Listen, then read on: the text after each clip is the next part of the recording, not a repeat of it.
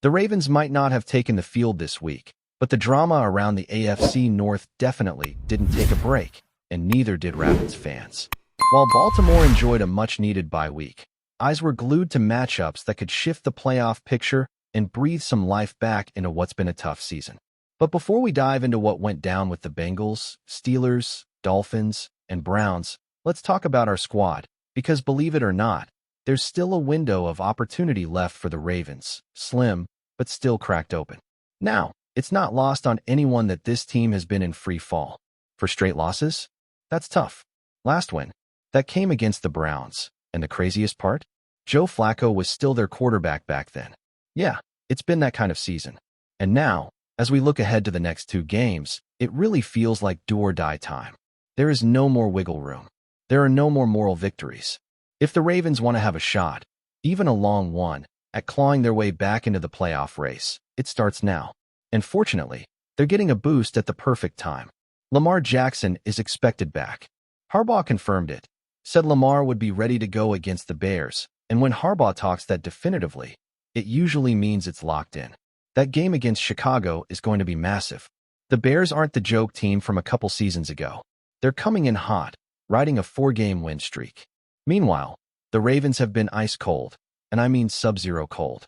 But with Lamar returning, Ronnie Stanley getting healthier, and guys like Pat Rickard possibly making their season debuts, the pieces are finally starting to come back together. Whether that's enough? That's the big question.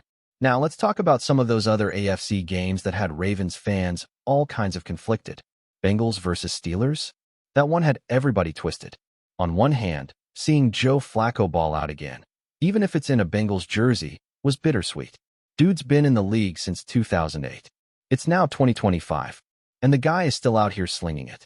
One of the biggest takeaways from that game, though, was the reminder of what Flacco could have been with more help during his time in Baltimore.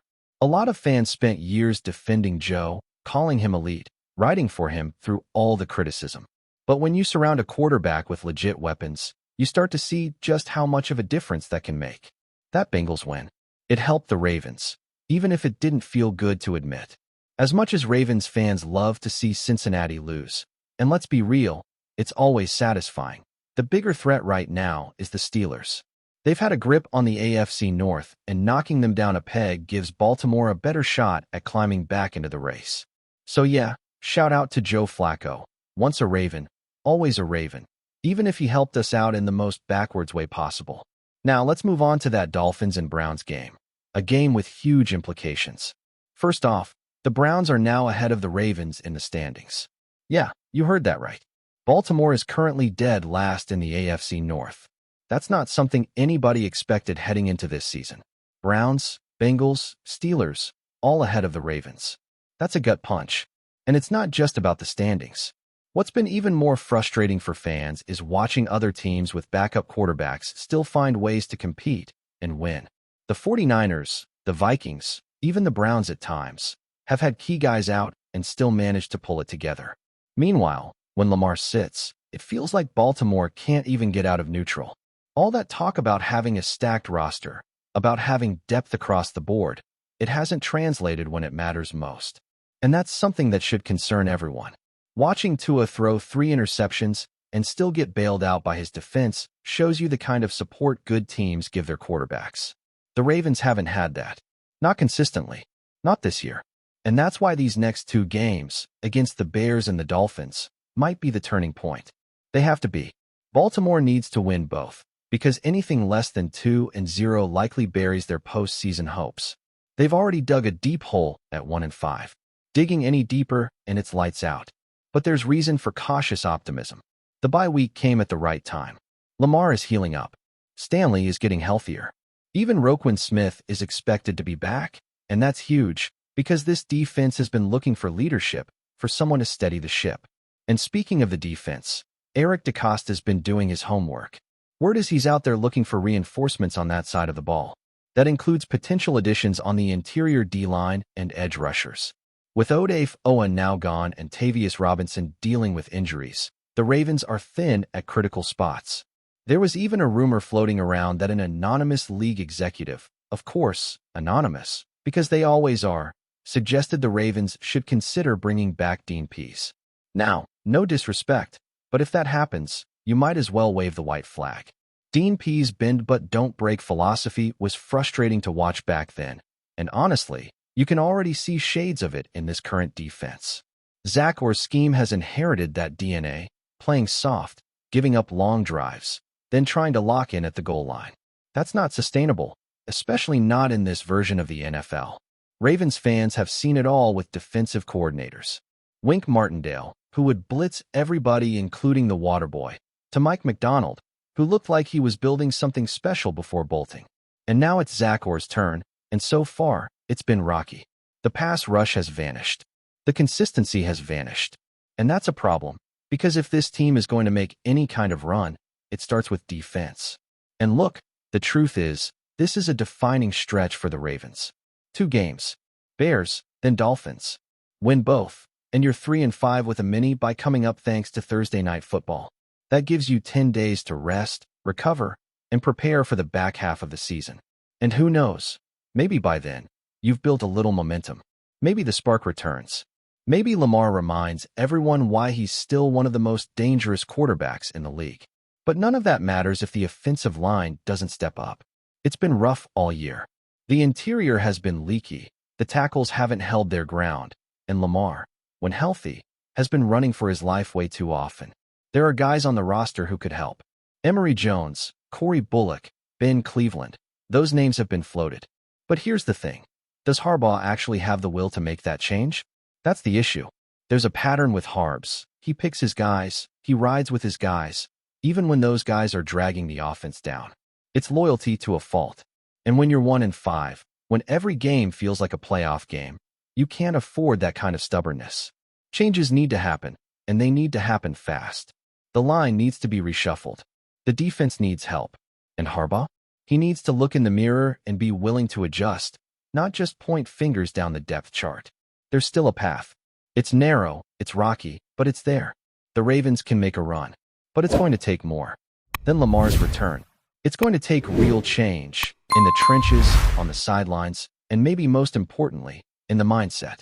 No more hoping things will fix themselves. No more blind loyalty. Just action. Because the season might not be over yet, but it's hanging by a thread. If there's one thing that's become crystal clear this season, it's that the Ravens' issues aren't just about injuries or bad luck. There's something deeper going on. It's been a lack of identity, a lack of accountability, and a stubborn commitment to the status quo, even when it's clearly not working. That's why, for fans watching from the outside, this season has been more than just frustrating. It's been infuriating. Week after week, there's been a growing sense that this team is stuck in outdated philosophies, stuck in poor decision-making, and stuck in a cycle where potential never quite becomes production. And that's what makes these next few weeks feel so important, not just for this season, but for the future of the franchise. Take the offensive line, for example. It's been an issue all year, and it's not just about talent. It's also about development and coaching. We've seen players like Falalay and Voorhees struggle, not just with matchups, but with technique. Overextending, playing too upright, lacking awareness on stunts and blitz pickups. These are things that show up every week, and yet nothing seems to change. Warhop took over after Joe D passed away, and while that's not an easy situation to walk into, the regression up front has been glaring. But even more concerning than the struggles themselves is the fact that the coaching staff seems unwilling to try something different. The Ravens have 3 other linemen, Emory Jones, Ben Cleveland, and Corey Bullock, who could potentially step in. But the hesitation to give them a shot just shows how stuck this team has become in its ways. And that stubbornness isn't limited to the offensive line. You see it on defense too. When Zach Orr was promoted to defensive coordinator, there was hope. He had the energy, the connection to the players, the passion. But what we've seen so far is a unit that's lost its bite. There's no pass rush, there's no aggression, and the bend but don't break style has left fans scratching their heads week after week. It's not just about points allowed. It's about how teams are moving the ball. Long drives, sustained pressure, and very little resistance until the red zone. That's not championship football, and it's a far cry from what we saw under Mike Macdonald. With him, the defense had an identity. It forced turnovers, got after the quarterback, and made teams uncomfortable. Under or, it feels like we're constantly reacting, constantly hoping the offense will bail the team out. But here's the harsh truth. The offense hasn't been good enough either. When Lamar is off the field, this team falls apart. That shouldn't happen, not with the weapons on this roster, not with the money that's been invested. And it speaks to a bigger problem. This team has relied too heavily on Lamar to be the solution to everything. When he's playing, they believe they can fix their issues on the fly. When he's not, they look completely lost. That's not how sustainable teams are built. That's not how contenders operate. Look around the league. You see teams with backup quarterbacks stepping in and keeping things afloat. You see coaches adjusting schemes to fit their personnel. You see front offices being aggressive at the trade deadline.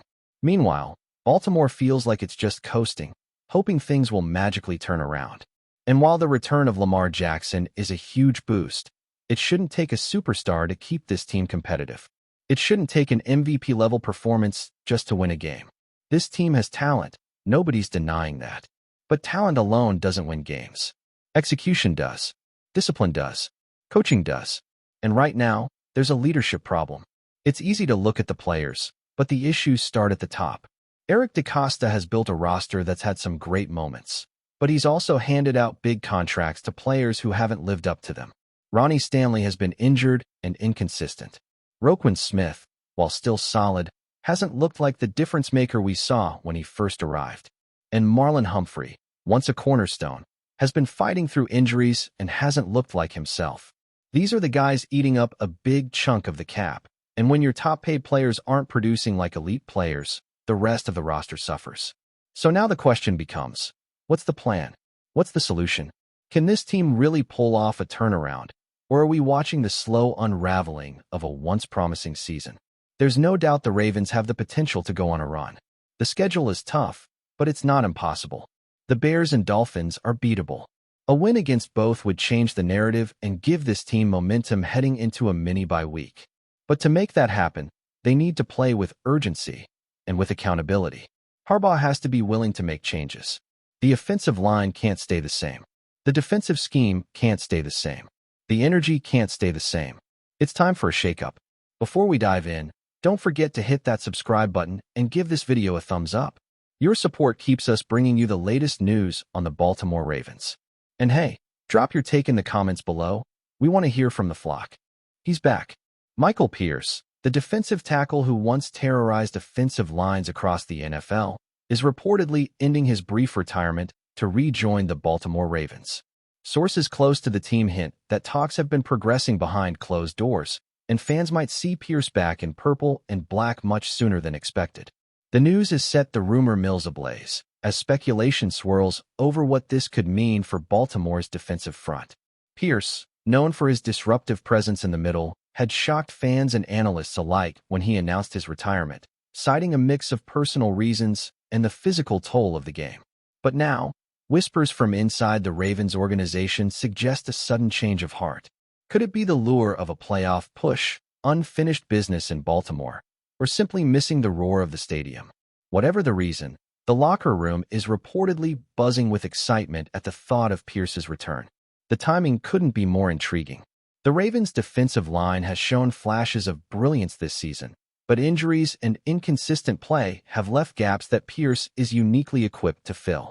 His ability to command double teams and collapse pockets could be just the spark Baltimore needs as the season heats up. Coaches and teammates alike are said to be quietly optimistic, though no official announcement has been made. Fans have already taken to social media, speculating about his role, potential stats, and the renewed intensity he might bring. Analysts are cautiously optimistic, but warn that transitioning back from retirement is never simple, especially for a player who relies on both power and technique at the highest level. Still, the buzz is undeniable. Michael Pierce, the man who once made quarterbacks tremble, could be returning to where he left his mark. And if the rumors prove true, the Ravens and the league are in for a spectacle. The question now isn't whether Pierce will sign, but how soon we'll see him back in action. One thing is certain. The mere whisper of his return has already sent shockwaves through Baltimore and beyond. The NFL might just be getting a little more unpredictable again. That's it for this update. If you enjoyed the video and want to stay in the loop with exclusive news on our Baltimore Ravens, Make sure to subscribe and hit that like button. We'd love to hear what the flock thinks. Drop your thoughts in the comments. See you in the next one.